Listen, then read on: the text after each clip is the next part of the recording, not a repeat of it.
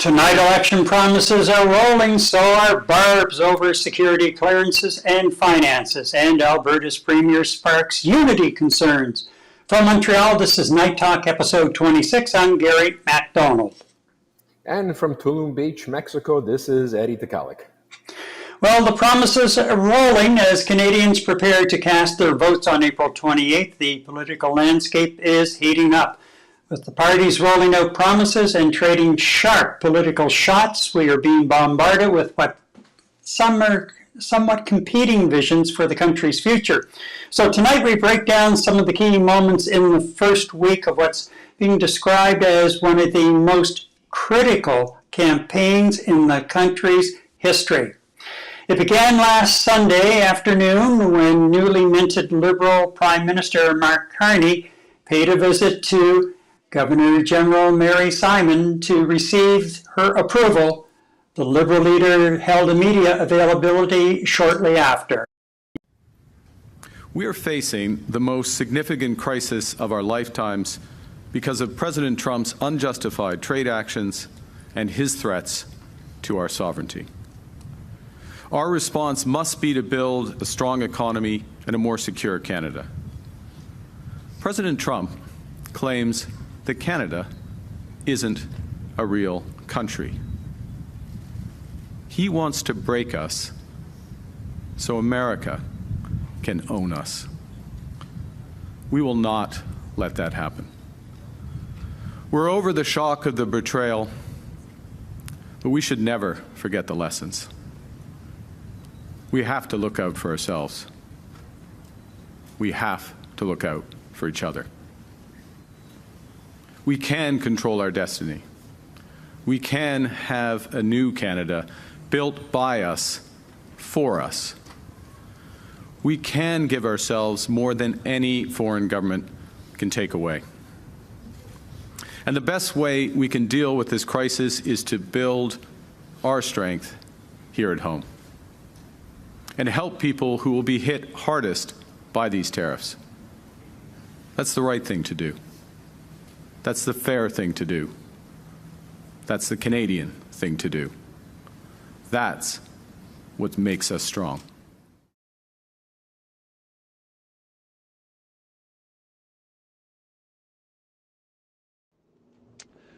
I respect the office of the President of the United States, and we have to show respect to other world leaders. The bottom line is the Americans buy 75% of our goods. So whoever's the Prime Minister is going to have to, at some point, deal with President Trump. He was only elected a short time ago. He's going to be around for 4 more years. You can be respectful and firm, and I believe we have to be both. I will insist the President recognize the independence and sovereignty of Canada. I will insist that he stop tariffing our nation. And at the same time, I will strengthen our country so that we can be capable of standing our own 2 feet and standing up to the Americans where and when necessary. That's what it means when I say, let's put Canada first for a change.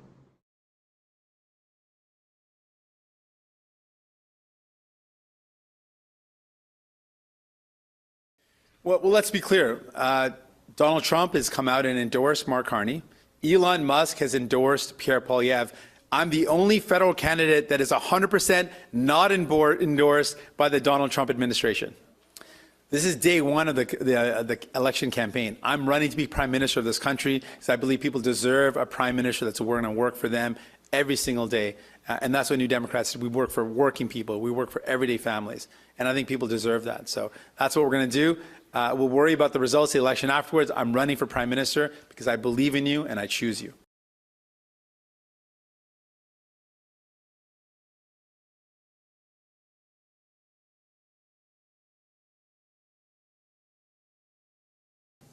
I do not have the feeling that Quebecers trust so much Mr. Poilievre. And I do not have the feeling that Quebecers know so much about Mr. Carney. So if what they propose is good, they have nothing to fear because as we did in the last 6 years, we will support what is good for Quebec. And if something is not good for Quebec, what would be the point for Quebecers to support somebody that will do something bad for Quebec? So I believe that I might not want to become Prime Minister of Canada, believe me, but I will be to be as strong a leader as I can.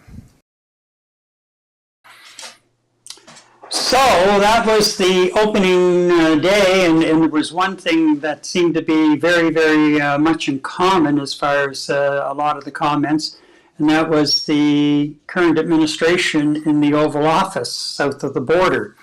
And no question about it, as you know, we're into day 4 now of the election campaign, Eddie, and it seems that that aspect of the campaign is, you know, that it's a cornerstone of the campaign almost, because every day that name keeps coming up in one of the discussions during the media availabilities following announcements, and you know, it's there. It's his presence is just hanging over this campaign like a dirty sock hanging out a window kind of thing. Yeah, absolutely. I mean, look, the reality of the Canadian election campaign is that Donald Trump is a ballot box issue. Anyone running for election in Canada who does not see that as an issue shouldn't be running for leadership, right? So it's going to be a predominant topic of discussion. Not only that, Garrett, I mean, forget about, let's just put the candidates to the side for a second.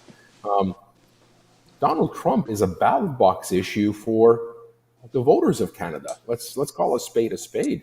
You know, every conversation that I've had with colleagues and whatnot, and what I'm seeing on social media and whatever exchanges I am having with people, Donald Trump has become one of the top issues across the country in terms of where we're going to be actually placing our X for which party and which leader, based upon what we're going to be seeing the candidates saying on how they're going to be managing the Trump administration. You know, like we're looking at another, you know, Poilievre, I think it was Poilievre who said, we're looking at another three and 3/4 years of the chaos down in the United States. I mean, you know, just looking at the damages that have been inflicted and the confusion that has been inflicted here in Canada and globally just by a 2-month plus administration that's been in place.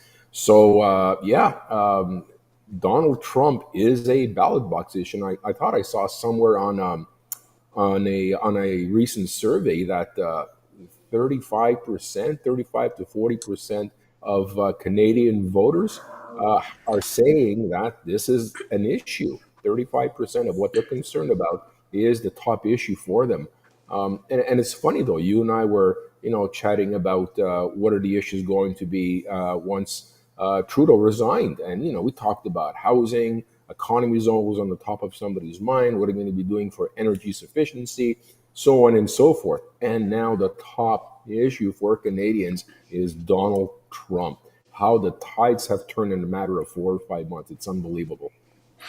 Well, in much the same way, Eddie, as when you look at where the New Democrats are running right now in the polls. So first of all, we had that resurgence of the Liberals coming back and basically erasing a 20-some point lead that the Conservatives have had over the last year or two. And it's gone.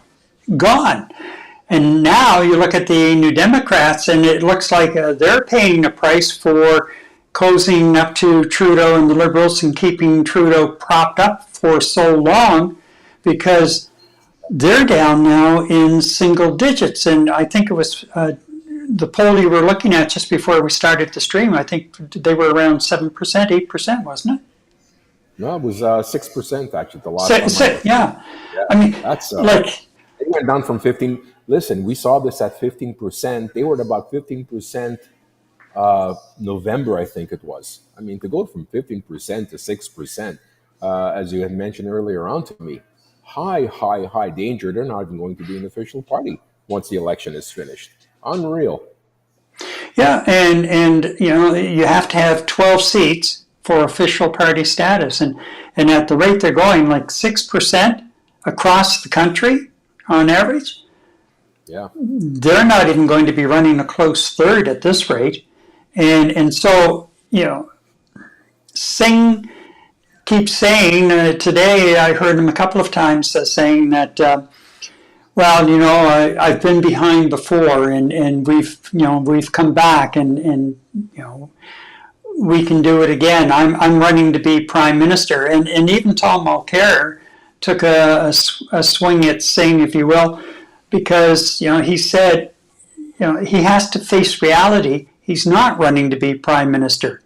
He's running now just to try and save official party status, and that's it.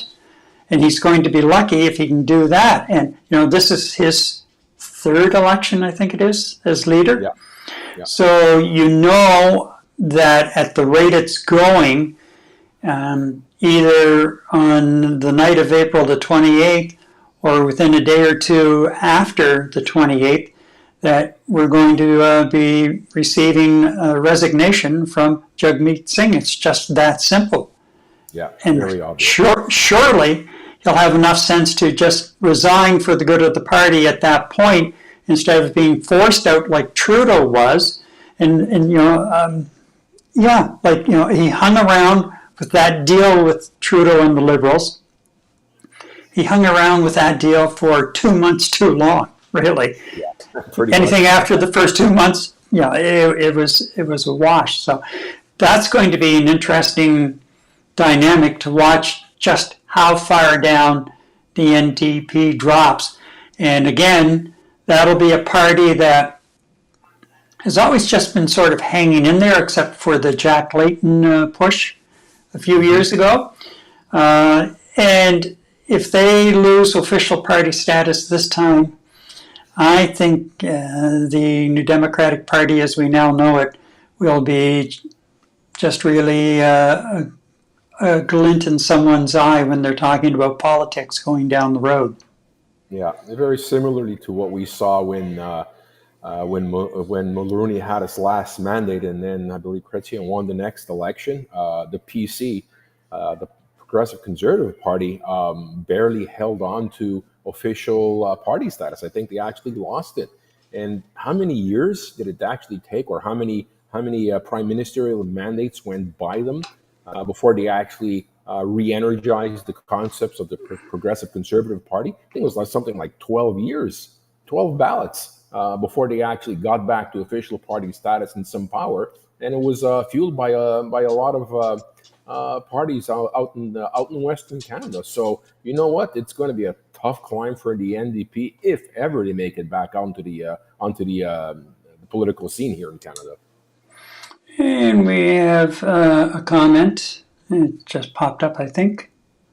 I've got a couple of screens. Yeah. And that is exactly what T-Rump wants, all the headlines all the time. No doubt about that. The guy just feeds on that kind of stuff. And unfortunately, we're playing right into to his narcissistic personality. However, do we really have a choice? we have to kind of roll with it, the punches, and play into it, because every time he gets out of bed or he wakes up in the middle of the night and posts something to Truth Social, it somehow impacts us in some way, at least for a few hours, until he has another whimsical thought and he changes his mind on whatever. Yeah, exactly. So, unfortunately, we have another 24 days of listening to how he's impacting us on a daily basis, and I don't know if I can handle it, to be honest. I don't have any hair left to pull out, so I don't know what the hell I'm going to deal with this. And we're not drinking any Kentucky sipping bourbon anymore either. So I don't know what you're going to do. Well, you know what? I've really taken I always liked a certain brand that has a crown in the name of it. I'm not going to promote them, but and it's tasting a lot better every sip I have. So. Anyhow, so let's look at some of the promises that have rolled out. Now today, Mark Carney was in Windsor, and he was rolling out automotive industry support and a $2 billion fund aimed at enhancing the competitiveness of Canada's automotive sector. And the initiative is to boost domestic car parts manufacturing and reduce reliance on cross-border components. So keep all of our parts on this side, manufacture them all on this side of the border for vehicles we're assembling in Canada. And I believe he also made a commitment that government purchases going forward would be strictly Canadian-produced vehicles as well. Tax reforms. Now, I don't know about you, but on Monday, I found it kind of the lines were blurred between the Conservatives and the Liberals with the promises that were rolling out, because we have tax reforms. The Liberals proposing a middle-class tax cut aiming to alleviate financial pressures on average Canadians, and the Conservatives came out with a tax reduction worth about $14 billion annual income tax cut, which would save the average worker approximately $900 per year. Right. It doesn't seem like such a great return on investment. I'm sorry, but... No, that's the first reaction I had. I mean, look, any money is good in your pocket. I'm never going to say no to a couple of dollars, but you figured if you really want to make an impact with the voters in Canada, I think they would have been expecting a little more than $900 a year. It's not a whole lot of money if you really think about it. And then, of course, the other discussion you and I will always have is where is he going to get the money? Yep. Right. Now, today he said he wouldn't touch some of the programs like the dental program and the daycare program, but there was a condition attached to that. Anyone who's enrolled in those programs now, they won't have to worry. So it sounds to me like if the Conservatives form government, you're grandfathered in, you're fine, but there will be no new additions to those programs. So that one is really smoke and mirrors. Yeah, I mean, how does that sway a voter? I mean, look, I'm not eligible for the dental program, but I was waiting for a time when I would become eligible for it, and I could certainly use that kind of help. And now Mr. Poilievre is saying that, whoa, hang on a second, you may not be eligible for this anymore. I'm not sure. That really doesn't give me the warm and fuzzy. I mean, although to me it's not the primary issue in terms of where my vote's going to be cast, but it's something that's in the back of my mind, Now, the other thing that Poilievre was focused on today when he made a stop here in Quebec was he was focused on seniors, and one of the things that he rolled out was that you would only, remember they were talking about raising the retirement age to 70, I think it was? Yeah, I remember that. Yeah. Okay, he said today, no, it'll remain at 65, and your OAS and GIS will be based on 65 as well. And what was the other one? Oh, he was increasing the tax exemption income. Like as a senior, your first $24,000 of income per year is tax-free. Right. And he's proposing to up that by $10,000 up to $34,000 per year tax-free. Oh, okay. Which is kind of strange, because if I have $24,000 tax-free right now, and I'm still paying income tax every year when am I really getting my $24,000 tax-free? I'm not sure about that. Yeah. With all of the other deductions that I have, something doesn't seem right. But anyway, I'll just go along with it. So Housing affordability, the Conservatives are talking about measures to make housing more affordable, addressing concerns over rising home prices. And I think it was no GST on homes up to $1.3 million in value. And that's very similar to what the Liberals did too. They were doing no GST on, I think it was first-time homes up to Yep, right. $1 million. Yeah. Like, when you're buying a new home and you have to put out like $30,000, $35,000, $36,000, $40,000 in GST on top of all of your other expenses. There's something wrong with that picture. And then if you resell the house, the person who's buying the house from you, they don't have to pay GST on it. Mm-hmm. What's wrong with that picture? Yeah. That is so freaking unfair. And it burned my butt big time 11 years ago, yesterday, when I had to write a $30-some-odd thousand check for GST when we bought our condo in St. John. That's right. It was a new building. That's right. Yeah. And so, like, it just burned me to no end to have to write that amount of money. And, no wonder young people today are having a hard time when, the interest rates went up, the mortgage rates started going up, and then you've got the GST on top of that. Man, oh man, like. Yeah. And the deposit went up as well. So, I mean, they're getting whammied all over the place from there's a lot of things going on that's preventing them to be able to afford a brand new home. I mean, forget about Toronto and Vancouver. I mean, Montreal is becoming expensive, and the rest of the country is becoming equally expensive. How are our offspring and the younger generation supposed to afford anything unless we're talking about two people living together in a home and both making over $100,000 a year, and even then it's a struggle at those types of rates. It is. Yeah, even when you get into the rental market now, the same sort of thing.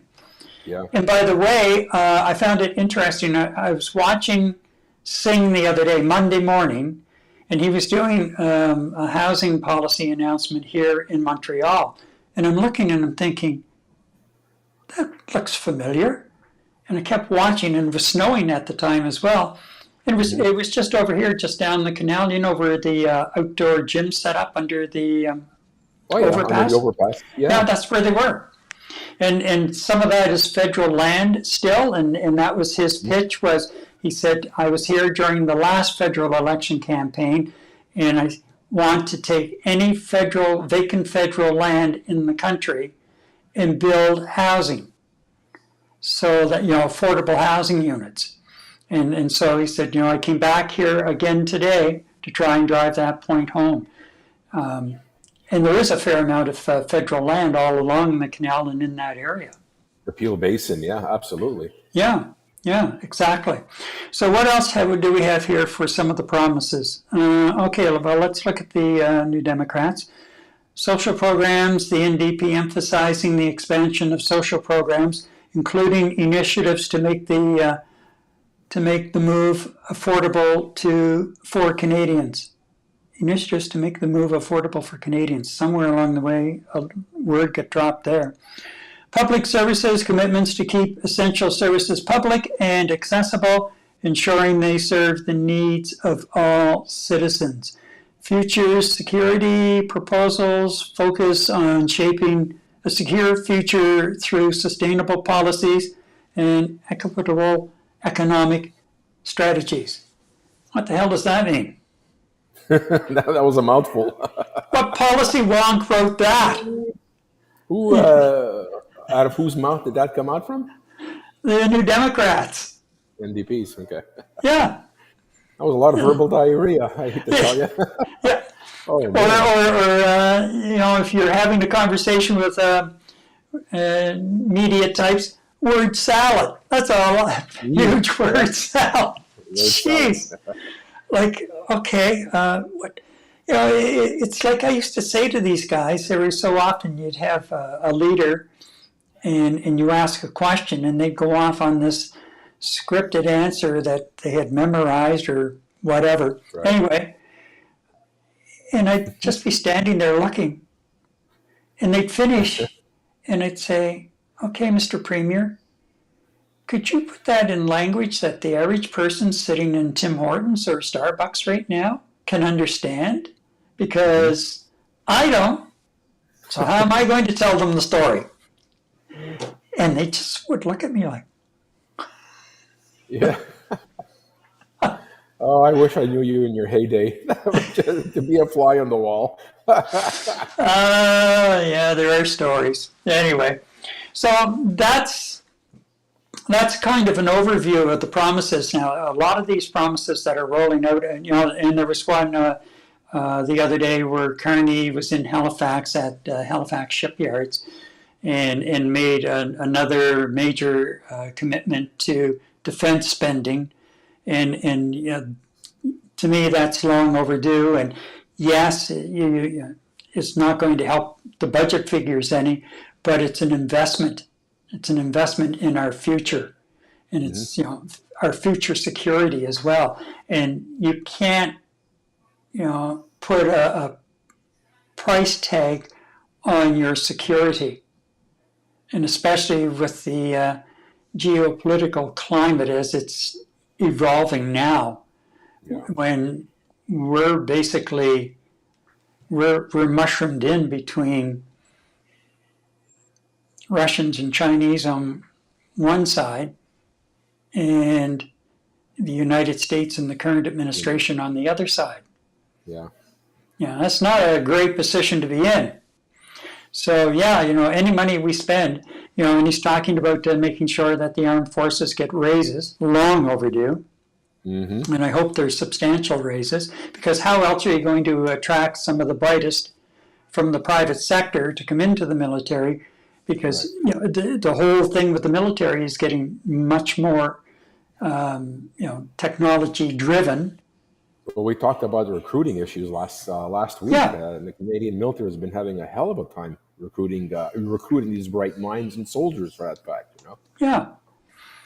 Okay, and you guys are thinking about Quebec and the East, where the housing is more reasonable. Think about Ontario, Toronto, Vancouver, where houses for $1 million, you're getting garbage.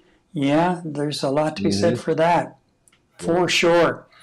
And even look at here in Montreal now, over the last couple of years, between prices for housing and rent, I've noticed a change in the almost 4 years we've been here. So and even I look at New Brunswick now. During the pandemic, a lot of people sold their houses in Ontario and moved to New Brunswick and Nova Scotia to a lesser degree, and PEI. But New Brunswick's population was one of the first major growth spurts in years during the pandemic, because they could pick up houses for dirt cheap compared to what they were in Ontario. And they're getting some beautiful homes. But all of a sudden, what happens? The average price just keeps shooting up. And demand and supply.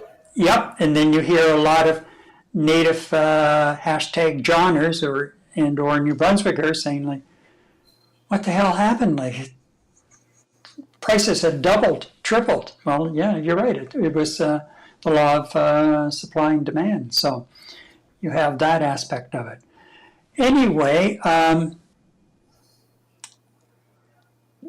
the first 4 days have been expensive as far as promises are concerned, and I'm not sure how much more they can roll out. Well, you know what I mean. This is what week one, where we're in. We're not even a full week yet. Not even a full week yet. So, look, I think for the next week or two, you're going to get a lot of fluff, a lot of what we just called verbal diarrhea and whatnot, and just spewing things out right off the bat to try to get the attention of the Canadian voter. But I think as things are going to settle down a little more, a lot of focus and a lot of attention is going to be placed on the upcoming debate that we're all expecting and looking forward to. And you know what? I think the knockout blows, in my opinion, are actually going to be happening there during the debate. So maybe the leaders are not letting their plans and the cat out of the bag yet. They're just responding to the microphones in front of them and photo ops and whatnot. I think they're holding their surprise promises and surprise pitches until the actual debate itself, and then spend the next few weeks defending what was actually said during the debate into the election. So I think they're being very. It's a very planned approach where they're not actually coming out and saying everything they're going to be doing, and they're all basically speaking about the same thing right now from the interviews that I have seen. I know you've seen a lot more than I have, but it seems to be the same fluff, just kind of massaged in a different way and presented in a different way more than anything else. I mean, both Poilievre and Carney, they spoke about tax cuts, and okay, the amounts are different, but the challenges are always going to be basically the same. Where are they going to get this money to do that? On top of everything else that they need to do, and on top of having to convince Canadians that they're the right people to deal with the Trump administration. So right now, it's just a lot of common ideas being presented in front of microphones and television cameras. But I think the knockout blows in terms of what they're actually planning to do are going to be said during the debate. I think they've got the French and English one set for the middle of the month, if I'm not mistaken, right, Gary? Yeah, on the 17th and the 18th of April. And there was going to be a TVA debate as well, but the Liberals pulled out of that one. And that, I'm not sure why they did that. All of the other parties agreed, and what TVA said was, we'll run this debate, because it would focus more on Quebec than even the national French debate. That's going across the country, and that's for francophones across the country. But there are 70 some odd seats in Quebec up for grabs. So yeah, and what they said was they asked each party to kick in $300,000 towards the production costs. And Carney was asked. The day that it was pitched, he was asked during a scrum with reporters, and he said, well, why not? And later that day, the party came out and said, no, we're not taking part. And so the debate was scrubbed.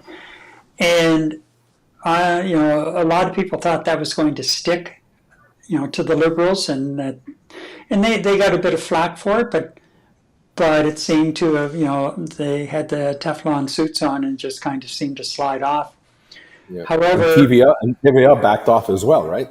Yeah, because what was the point at that stage if you didn't have the Liberal Party in there as well? So it. I think that was tactically. I think that was not a smart move on the Liberals' part. As far as walking away from that debate, and I think it may come back. It's kind of died down now, but I think it might come back to haunt them at some point as well. Although Carney seems to be resonating with Quebecers in general, and at the moment, the Liberals seem to be gaining some momentum here in Quebec as well. And, the question is, okay, is it coming at the expense of the Conservatives, who really didn't have, they had some seats here, but they're not heavy hitters. Right. All right. So is it coming at the expense of the Bloc? And that is something that, the political watchers are starting to keep an eye on, is that coming at the expense of the Bloc? So that's going to be something to see, and certainly, again, I don't get it. I think the Liberals are lucky that it didn't really stick to them yet, unless somehow somebody manages to dig it up again partway through the campaign and hits the right note with it so that it does stick. It remains to be seen. Overall, a lot of money spent in the first 4 days of the campaign. I don't know what else they have left that they can drag out. I'm sure as they go across the country, there will be some regional things that they can offer up. But man, oh man, I don't know. So what are you saying? Everything that had to be said has already been said leading up to the announcement of the election in the last 4 or 5 days. That you don't think there are going to be any surprises come debate time? Well, the debates will really prove to be interesting. I think Poilievre is going to be. He's going to have to come out swinging.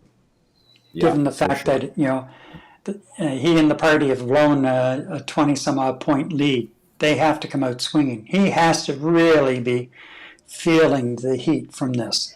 So, and he'll be going after Carney, and watching Carney. Carney so far, the odd time you can see he's getting a little irritated with a question or questions about the same thing over and over again, but.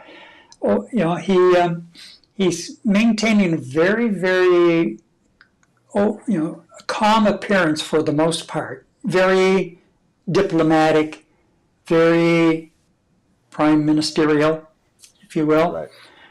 So I don't know.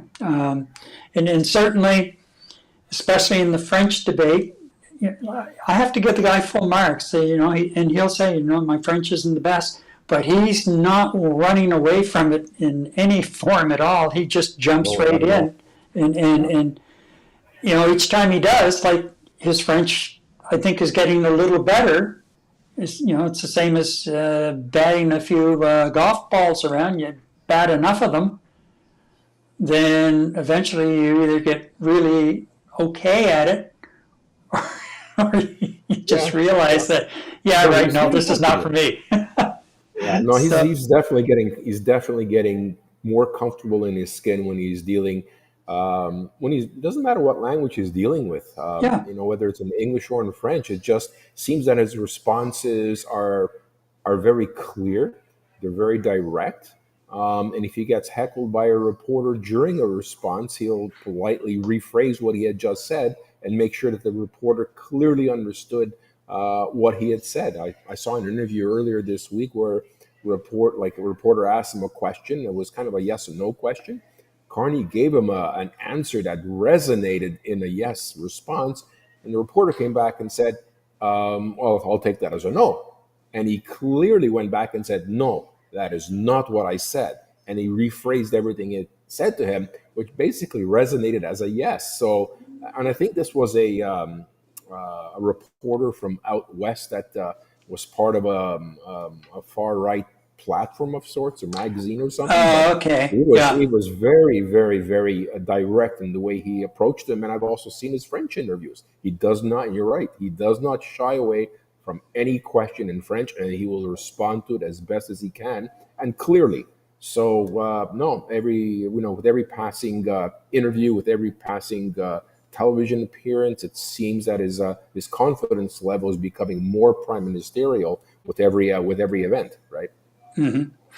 Well, in the first 4 days, my assessment would be no clear winners as far as somebody jumping out in front big time, and Carney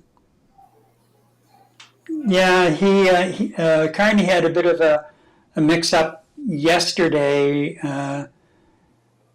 regarding the Polytechnique, and I think it might have been, I didn't actually see it, and I only saw references to it this morning, but it may have been something that he misspoke in French. And again, he stood up and explained it, and it seemed like it's something that didn't gain legs. But have there been any clear winners in the first 4 days? No, I'd say that Carney and Polyev were pretty much on level ground. Yeah. Singh is starting to sound a little desperate, Yeah.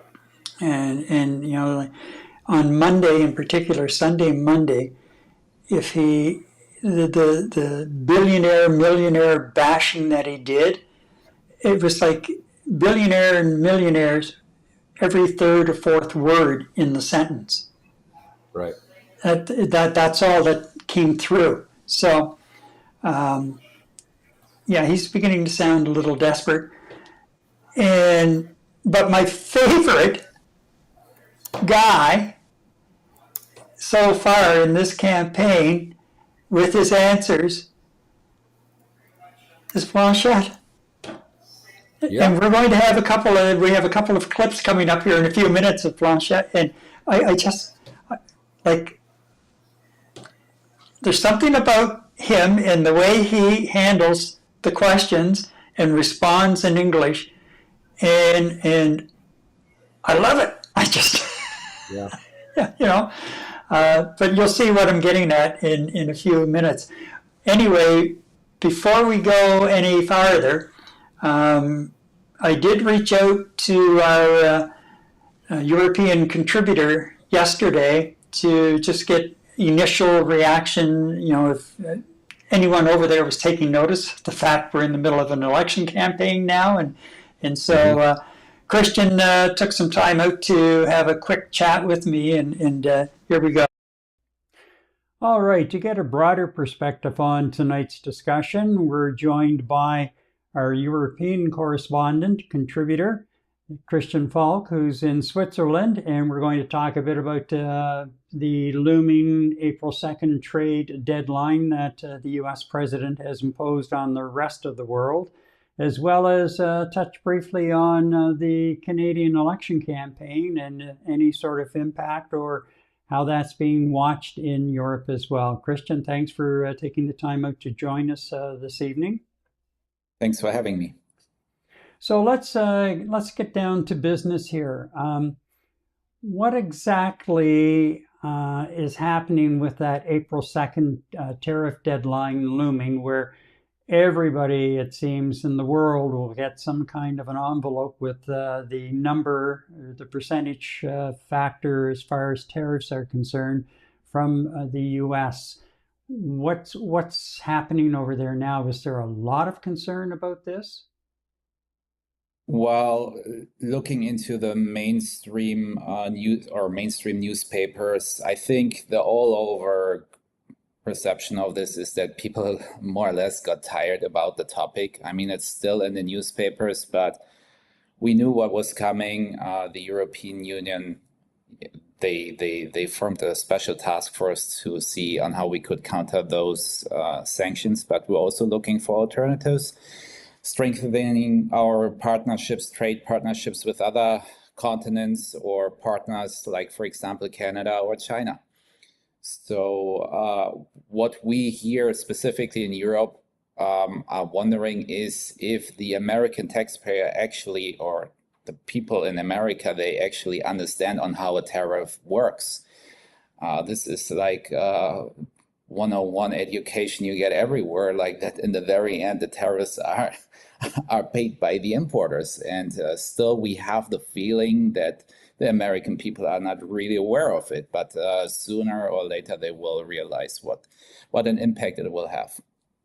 We are more concerned about like the stability of the US itself, like inside, like the domestic market, and what impact this could have on the US inside. Yeah, not only internationally. We have a new leader of the Liberal Party. He was Prime Minister for a week, technically still is Prime Minister through the election campaign. Somebody has to be head of government. However, it was within the first 2 days, he was sworn in on a Friday afternoon, and Sunday afternoon he was headed to France and then stopped on Monday as well in the UK.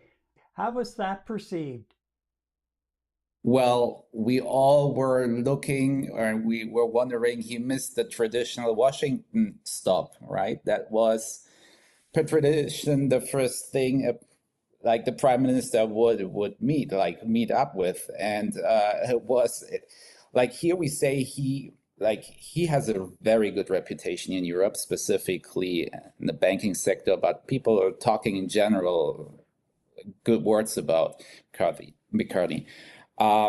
We see it more like as we see him here as a chess player, and think that he's taking calculated decisions when it comes to countering Trump's tariff discussions, etc., etc. And we're welcoming him warmly, right? Like he himself said, like that Canada is the most European country outside the European Union, which it sounds really sweet to our ears. So do you think that the European Union is really open to the idea of having Canada join and become a solid trading partner?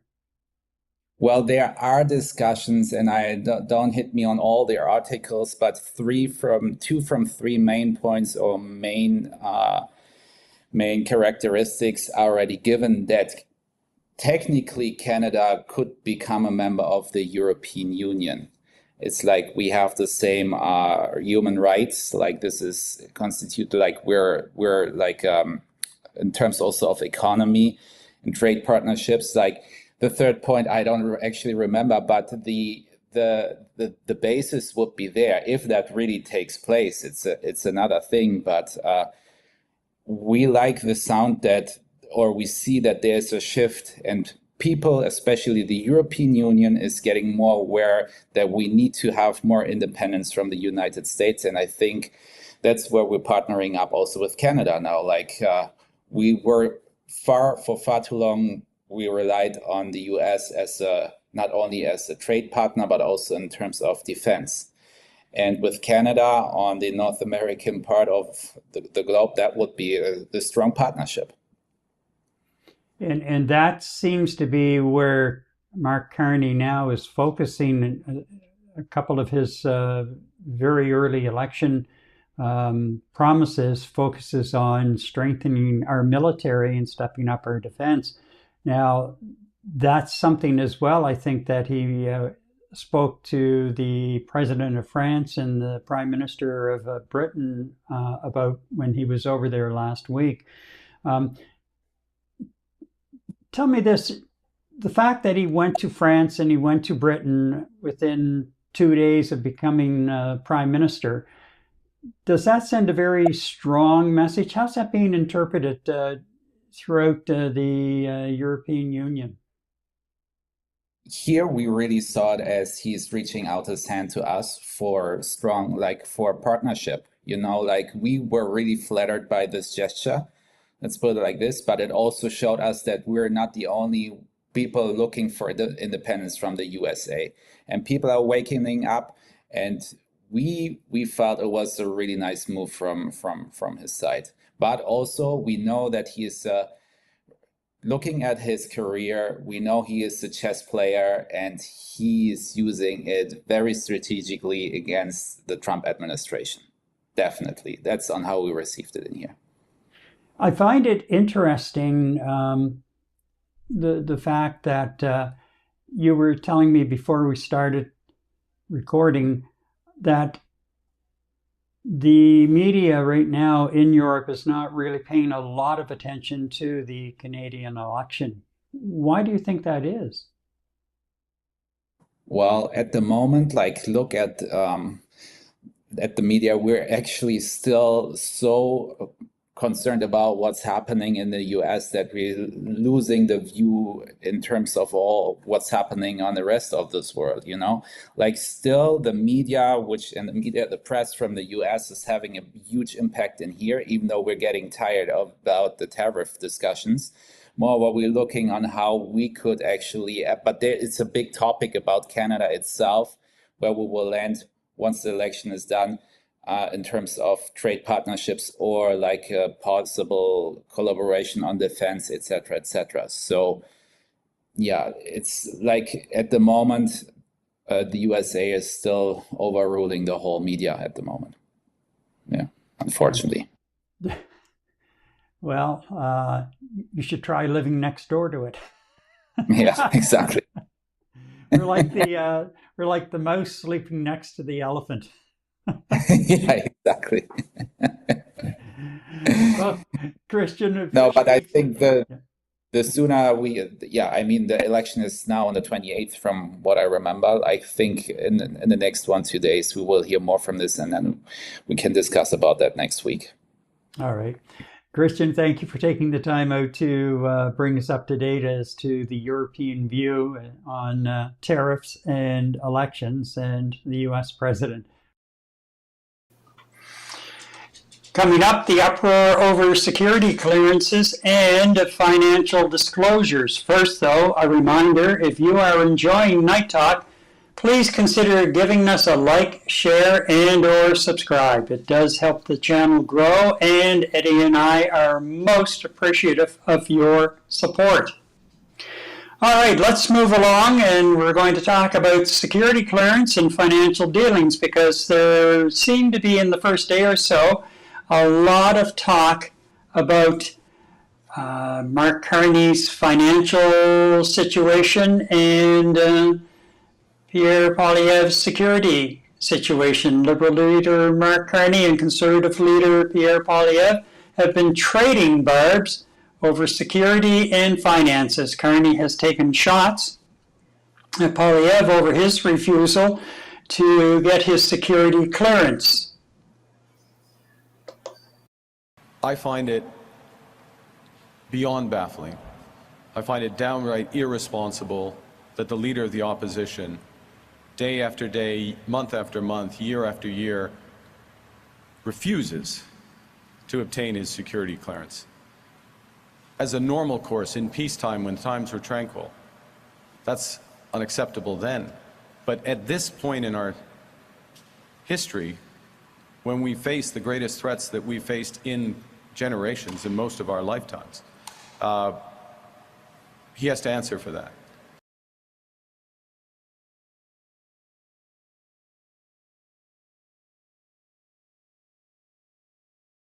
Yeah. I believe we are saying about the same thing, but I must say that if Mr. Poilievre wants to know things, he should get the security clearance and read things also about his own party. Yesterday, Poilievre responded and fired another political shot in Carney's direction. On the security clearance, I've already had a security clearance. What I will not do is have, because I was a cabinet minister, so I've already been cleared. What I will not do is commit to the oath of secrecy that the Liberals want to impose on me. They don't want me to be able to speak about these matters. So they'll bring me into a dark room and they'll say, well, we're going to give you a little bit of breadcrumbs of intel, and then we'll tell you you can't talk about any of this stuff anymore. So, for example, if they'd given me some kind of cursory briefing on China, then they would say, oh, you can't go talk about the fact that Mark Carney went off to Beijing and had meetings where he had secret talks with top government banking officials, after which a government bank gave his company a $250,000 loan, a loan that his company still owes, and a company in which he's still invested, meaning that he is the most compromised and conflicted leader our country has ever seen. He did this after seeing that China had interfered in 2 consecutive elections. He did this after seeing China take 2 of our people hostage. He did this after knowing that China had made incursions into our waters. How will Mark Carney ever protect Canada against Beijing's incursions into our territory, its interference in our country, or it's taking our jobs and our industrial base away when he owes them so much?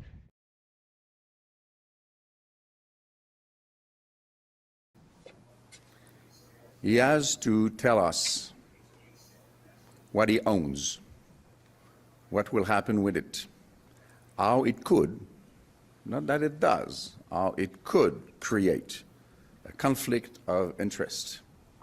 People have to know who is that guy, what he owns, and if facing a choice between personal interests or friends' interests of millions of dollars, will he favor the people and the small families or the friends? And this morning, Carney responded. Absolutely not. First thing. Second thing I'll say, look, Mr. Poilievre doesn't understand the world. Mr. Poilievre is a lifelong politician. It's all he's ever done. These slogans, sound bites, slander, doesn't understand how the world works. China happens to be our second largest trading partner. It's our second largest trading partner. We have trade disputes with China right now, caused by them in the agriculture sector. It's one of the areas which we need to engage on. It's one of the areas, when you think about, again, the auto sector and the future of the auto sector, we've got to understand where China is, where China is going, whether or not there's any room for partnership in that. Look, I'm beholden to absolutely no one except to the Canadian people. I am here for the Canadian people.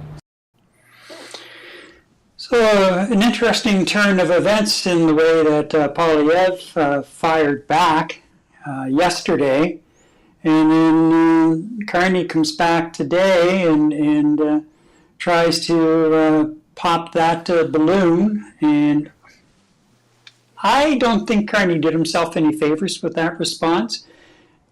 I think I know where he was going with it, but beyond this loan that was negotiated on behalf of his former company, there has been a lot of talk around what he has in the blind trust, or what he took into the blind trust, because, you know, as you know, Eddie, once it goes into the blind trust, it's up to the trustee to look after it, and, you know, you're not aware of what the trustee is doing with the aspects of that, you know, of your investments and so on. So I think Carney tried to address the whole thing, but I don't think he really hit it head on in much, because Poilievre came out yesterday just swinging with the whole thing about the trip, the loan that was negotiated while Carney was there on government business. So, yeah, I don't know. What were your thoughts? Well, I agree with you. I'm not sure that he confidently tackled that particular question or managed to put out the flames that Poilievre started yesterday. And by the way, you know, Poilievre, he also knows how to respond to a question. He knows how to respond to a critique in front of a microphone and in front of a camera. And I think he's been trying to convey a message extremely well using his political background. Obviously, he's experienced in this, and he does a very good job of it. Let's call a spade a spade.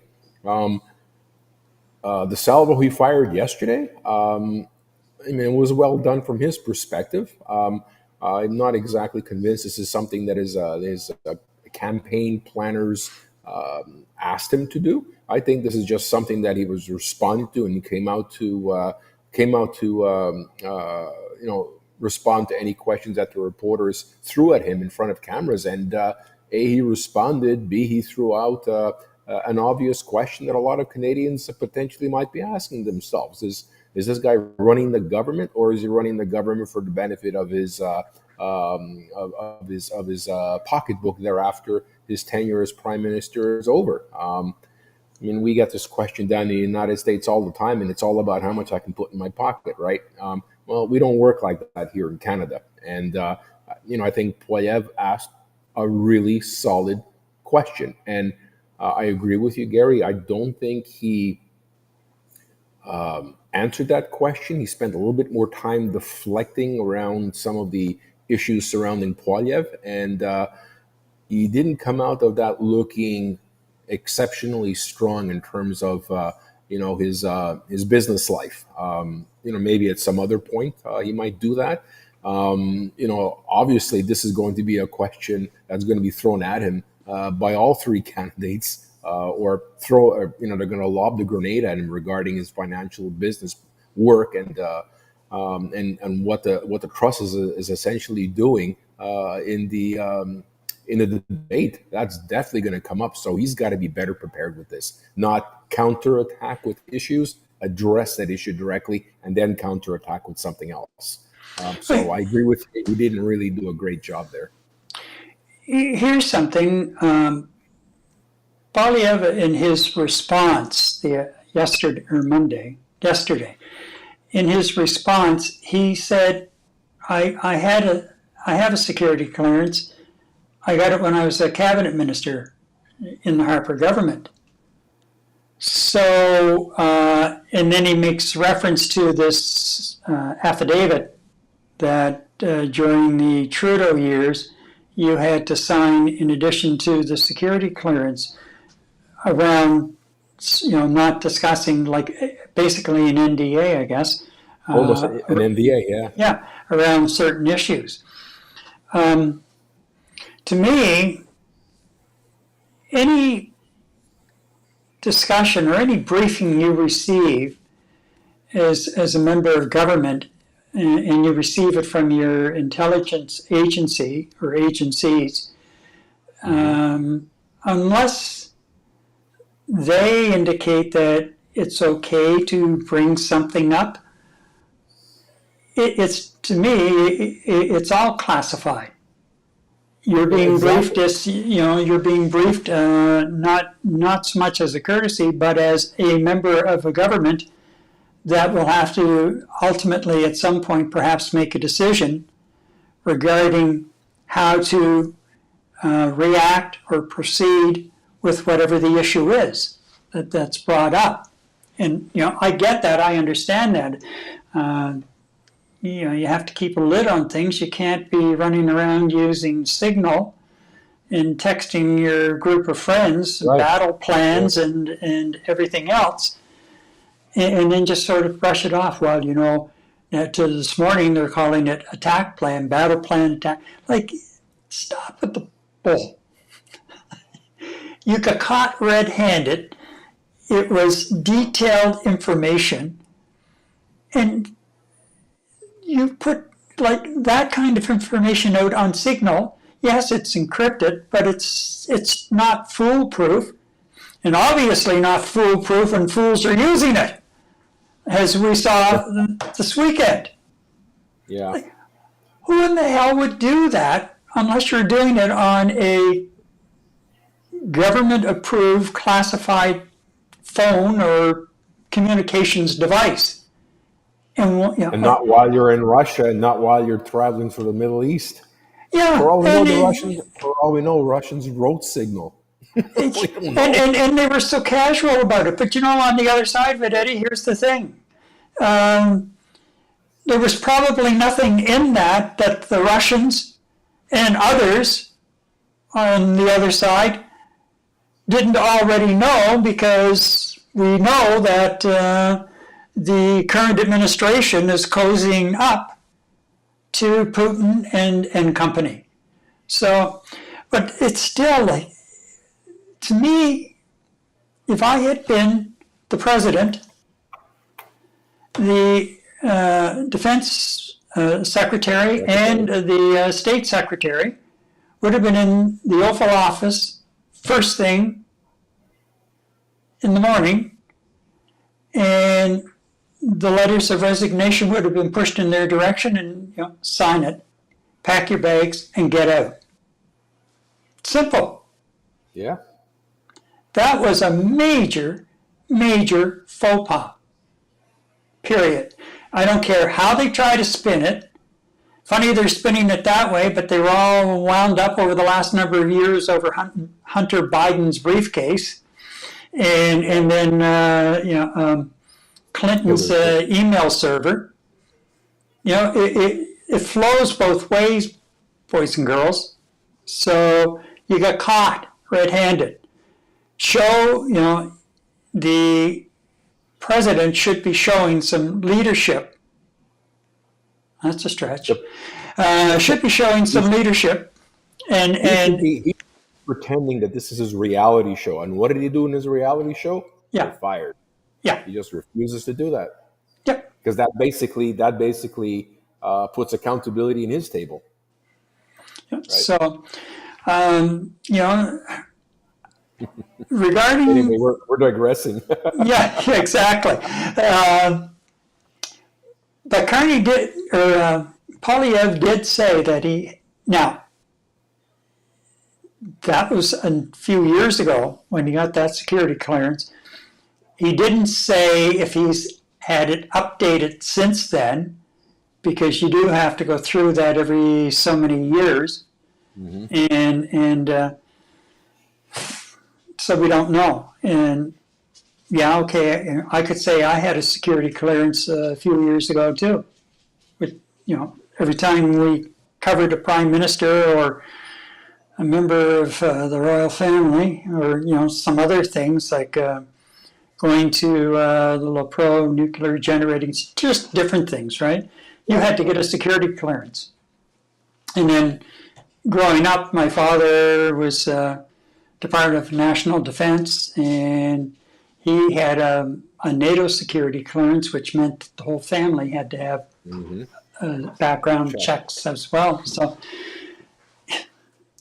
it was an ongoing thing. So Polyev did not make that clear. And I think that if I'm running to lead the country, and yesterday, before Trudeau resigned, I had a 20-point lead and looked like I was going to be the next prime minister. I'd be making sure that all of that stuff was current at all times, so that that's a no-brainer. So he didn't do himself any favors either. No, not in the least. In the meantime, Carney did start the whole process as far as putting his investments and such into trust.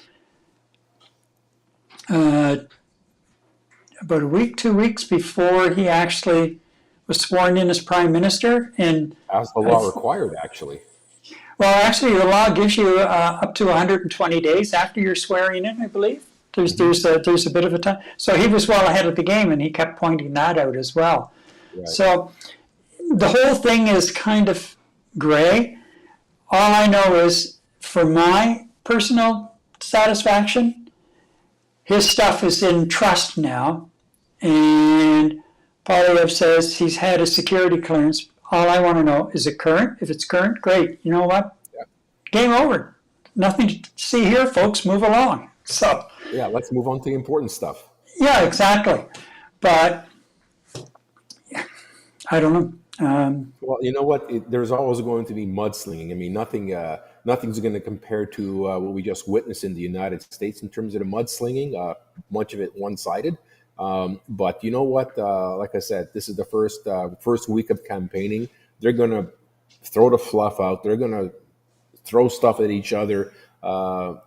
But when, like you said, let's get it over with and move on. Let's move on to the important things that's on your mind, Gary. That's on my mind, our wives' minds, and the minds of Canadians, and address that. Speak to that, because that is what's going to sway votes in this country for sure. That's what's going to sway votes. Critical, important issues to Canadians.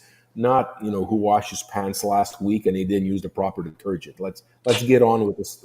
Seriously. Let's get on with it, guys.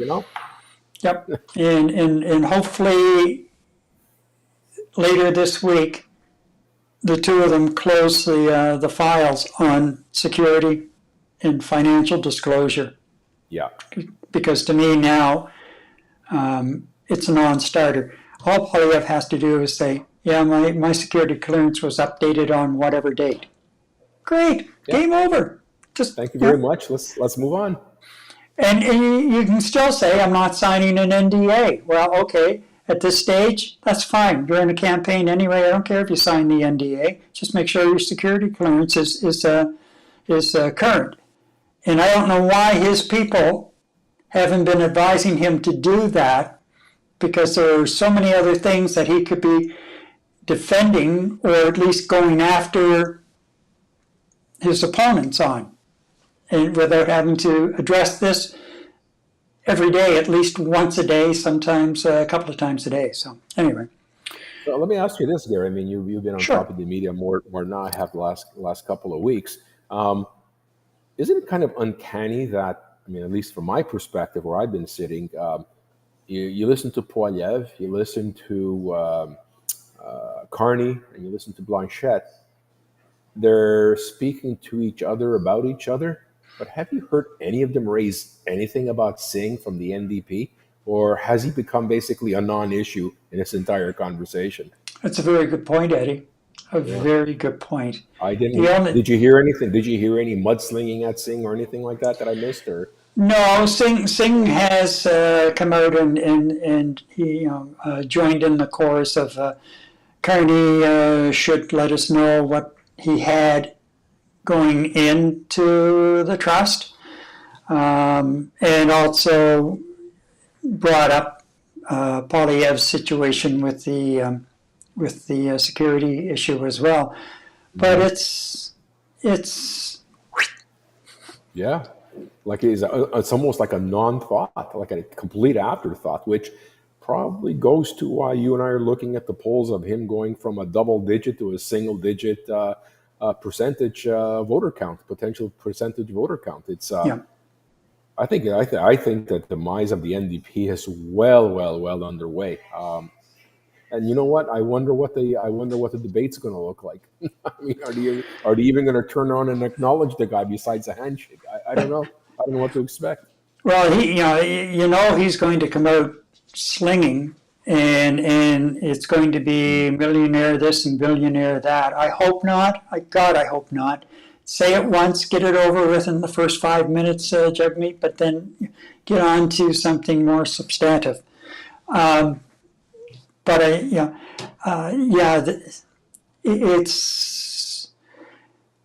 the NDP. We're seeing the very quick decline of the New Democratic Party, and in some respects, it's a shame to see a party that had the kind of history that it has had, mm-hmm. and how it has helped to drive some of the more progressive social programs that we have rolled out as a country. But, other than that, and especially over the last month or two, they're not relevant. They're not relevant anymore. That's the word I was looking for, relevancy. Yeah. They managed to, to get the dental plan through, the daycare plan through. But that's it. And then even then, they didn't seem to be able to take as much credit for twisting Trudeau's arm to get those programs through as what they probably deserved. Yeah, I mean, tactically, every one of the other candidates is, pitching fluff at their competition, but at the same time, they are beating their chest in terms of what they have accomplished or would like to accomplish, especially the had accomplished type of thing. And I haven't heard very much from Mr. Singh at all. Like, absolutely, this whole dental plan and whatnot. He should have been boasting this. He should have been going out saying, we've got the interests of Canadians in mind. We were behind this whole thing in pushing Mr. Trudeau to do this, that, and the other thing, and has not taken the opportunity to do that. Now, I don't know if that's because of a decision by Mr. Singh, or are his advisors basically telling him not to go in that direction. But you know what? If I had a single-digit 6% number that my party has in terms of popularity in the country, I'd be throwing everything at this. I'd be claiming things that I had done that I never did in the first place. He's just not promoting himself well enough to be found as a credible candidate in this particular election. He hasn't done any of that for me, and I guess it's out of sight, out of mind just doesn't work for me, and that's just the way I am. And I haven't seen him much, and I haven't heard him talked about very much, and he doesn't seem to talk about his successes very much either, which is unfortunate. So the ship is certainly sinking for the NDP for sure. I guess he did take exception to some comments Tom Mulcair made the other day about the relevance of the NDP and how they're going to just basically fall off the map. I haven't had a chance to read what took place there, but Mulcair is not. He's on the mark. Like it's game over, and that's all there is to it. Just game over. So a few months back, it's unfortunate Mr. Mulcair has decided to not re-enter the political sphere. So it's something you and I thought about months ago. Yep. Yeah, for sure. And but he's I think he's quite happy where he is doing what he's doing. He seems to enjoy his commentaries, and I know I do. So do I. Yeah, I love watching him on TV and reading some of his op-ed pieces. He's just so bang on. And again, my favorite saying, he's probably one of the better prime ministers that we never had. Yes, correct. So anyway, up next, Alberta Premier Danielle Smith. Well, she's ruffling some feathers, surprise, surprise. Before we get to that segment, though, I want to let you know that if you have an idea for a stream segment or information about a previous or upcoming segment, you can email us. The address is contact@nighttalk.ca. There's also a link to the email in the description below, and you can even catch it at the end of the show when our closing comes on. It comes up there as well. So Alberta Premier Danielle Smith is on the hot seat again. First, she met with Liberal leader Mark Carney last week prior to Carney calling the election, so he was in his prime ministerial role. Smith gave Carney a list of demands for Alberta and warned he could have a unity crisis if he didn't meet those demands. She has also been adamant she will not tolerate any tax on oil and gas exports from Alberta to the U.S. She's also ruffled feathers over remarks made on an American podcast earlier this month, where she suggested the U.S. president should suspend tariffs until after the election because they are hurting conservative leader Pierre Poilievre's chances, someone she says is aligned with the current administration's approach. But that helped a lot. And now she's headed to a U.S. fundraiser this weekend where she will make a speaking appearance with conservative media personality Ben Shapiro. Liberal leader Mark Carney was asked about this, and he had this to say about that. With respect to the Premier's comments, I take note of her alignment of Mr. Poilievre with Mr. Trump, and would note that that's one of the decisions that Canadians will have to make, whether they want a government that is unifying, that's standing up for Canada, and is taking focused action to build a better economy, or they want division and Americanism, and that's what Mr. Poilievre seems to be offering, and just endorsed by the Premier of Alberta. Ouch. Yeah. He lobbed that one in. Quick. Yeah. So, is Smith saying and doing the right things for her province and the country? That's up for debate. I mean, what are her constituents in the province of Alberta? Maybe. I mean, I don't have any access and privy to any reporting out there that basically says no or yes. But Alberta has typically been PC. In the majority of the cases, they vote PC. And I believe she won with a resounding majority, her mandate as it is right now. So obviously she has the ear of Albertans, and she continues to have the support of Albertans. And unless somebody says otherwise, I have to make the assumption that Albertans will support her in terms of in terms of the pressure she's putting on Carney and in Ottawa, and the demand she's putting on Carney and Ottawa.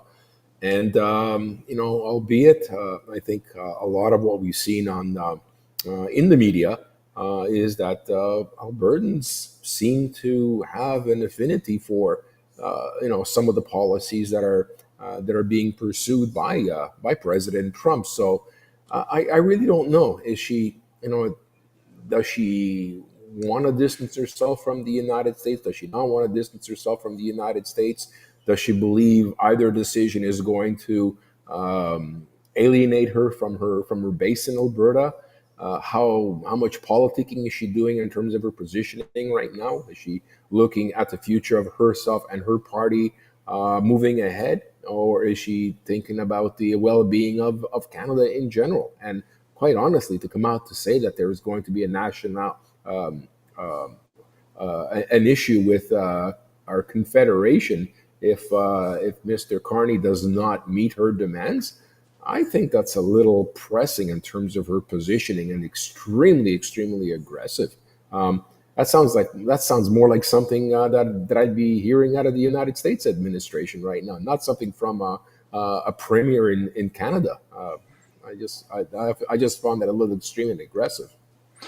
Well, she is aggressive. There's no question. And today, and I didn't have a video of it, but I watched coverage on one of the news channels for a few minutes.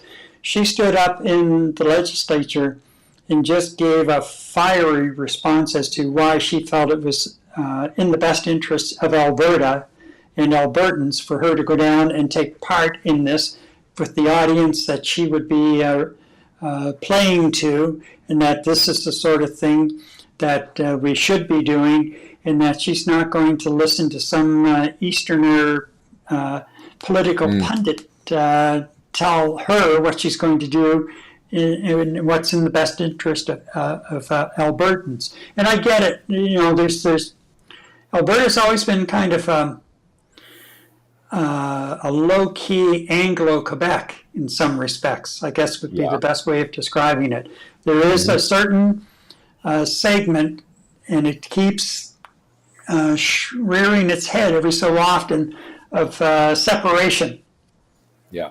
Because they feel that they've been dealt a dirty hand by Ottawa and the rest of the country, and that all they've done is contribute, and that it appears to them, especially over the last decade with Justin Trudeau and Stephen Guilbeault as Environment Minister, that they were doing everything they could to destroy the energy industry in Alberta. And you know what? Probably they're probably not so far off the mark with that one, which makes, that's a whole other discussion, because you just can't turn off the taps. Petroleum it's like our trade here between the US and Canada. We're so intertwined. Petroleum is so intertwined in everything that we touch or do through the run of a day that you just can't turn the tap off tonight and tomorrow will be a much greener day, because that ain't going to happen. But go ahead.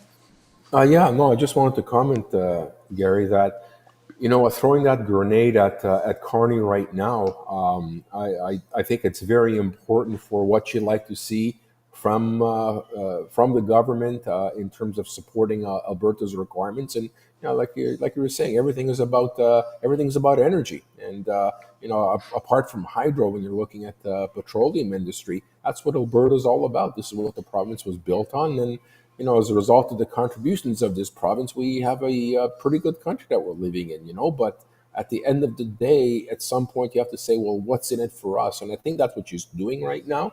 And it's not a bad time to do it. I mean, you're looking at election season.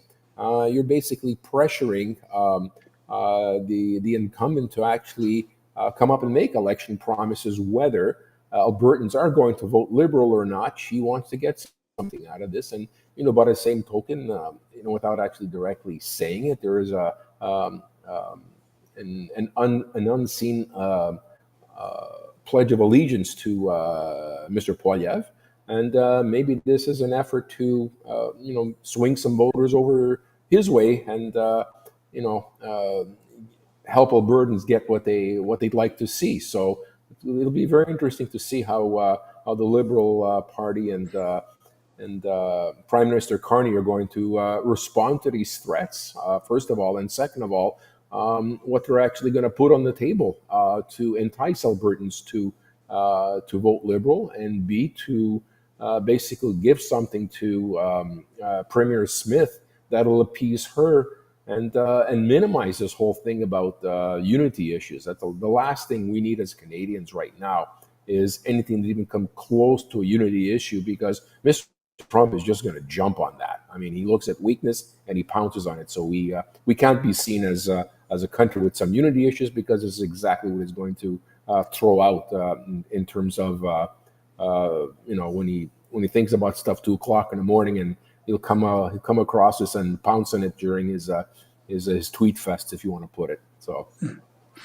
Now, Carney did say that the last meeting that he had with the premiers prior to the election call, they issued a communique, and it was unanimous consent as far as to the wording of the communique. I'd like to know, though, and that all sounds okay. Well, it was all, warm and cozy, but I wonder if it was, and I wonder how many times the wording had to be changed before Smith would sign off on it, because I could see her saying, "No, I'm not signing off on that because it does not reflect what I feel it should be reflecting on behalf of Alberta." So, right. But apparently, they found the wording that she did. She did sign off on it, so it was unanimous, and it has to be. The last thing we need in this country, and it's been happening to a degree, and I can see how it was happening with, again, the changeover as far as government was concerned. Even though Trudeau remained as Prime Minister, he was really in the background and probably checked out at least halfway anyway. So, but just normal human thing, right?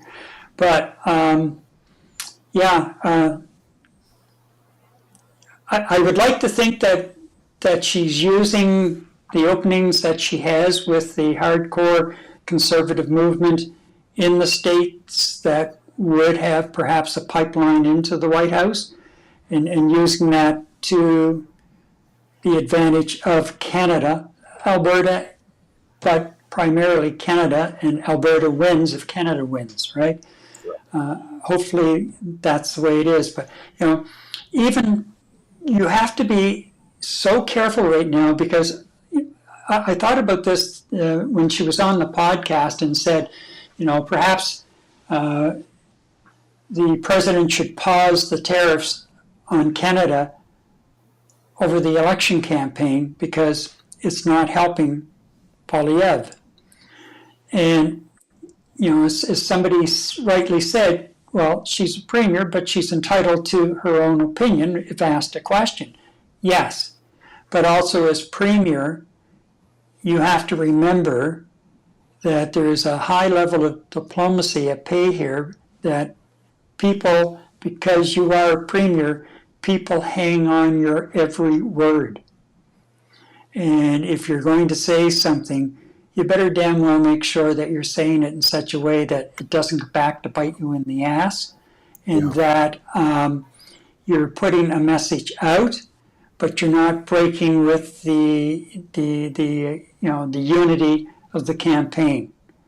And I think in this case, that was an extremely, it was just a complete. It was an aggressive statement. Yeah, it was a meltdown, and it wasn't even a poor choice of words. It was just a poor response, period. So I think she has to be aware of that.